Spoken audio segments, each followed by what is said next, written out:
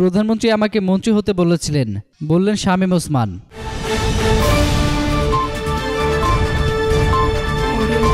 নারায়ণগঞ্জ ৪ আসনের সংসদ সদস্য AKM শামীম ওসমান বলেছেন, আমার প্রধানমন্ত্রী আমাকে মন্ত্রী হতে বলেছিলেন, আমি মন্ত্রী হই নাই।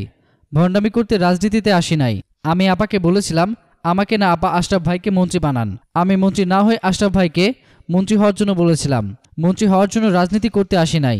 আজ বিকেলে নারায়ণগঞ্জ শহরে ডিআইটিতে আওয়ামী লীগের সাধারণ সম্পাদক এবং জনপ্রশাসন মন্ত্রী সৈয়দ আশরাফুল ইসলামের স্মরণ সভায় তিনি এসব কথা বলেন। নারায়ণগঞ্জ মহানগর আওয়ামী লীগ এই স্মরণ সভার আয়োজন করে। স্মরণ সভায় প্রধান অতিথি হিসেবে উপস্থিত ছিলেন আওয়ামী লীগের যুগ্ম সাধারণ সম্পাদক মাহবুবুল হানিফ MP। শামীম ওসমান বলেন, আমি আগামীতে নির্বাচন করব না, এটা আমি ডিক্লেয়ার দিয়ে দিয়েছি। আগামীতে দেশের পরিস্থিতি যদি এইরকম থাকে, নেত্রীর ওপর আবার যদি হামলা করার চেষ্টা না করা হয়, তাহলে আগামী প্রজন্মের জন্য আমি এই মুহূর্তে জায়গা ছেড়ে দিতে রাজি আছি। আওয়ামী লীগ নেতা মাহবুবুল হানিফকে উদ্দেশ্য করে তিনি বলেন, আমরা নারায়ণগঞ্জে জাতির পিতার নামে পূর্ণাঙ্গ বিশ্ববিদ্যালয়, ভালো মেডিকেল কলেজ, হাসপাতাল, একটি ভালো মানের স্কুল চাই। ইচ্ছা থাকলে কালকে সরকার এটা ঘোষণা করতে পারে। আপনি হানিফ ভাই নেত্রীকে এ বিষয়ে বলবেন, আপনি থাকলে আমি সাহস পাই।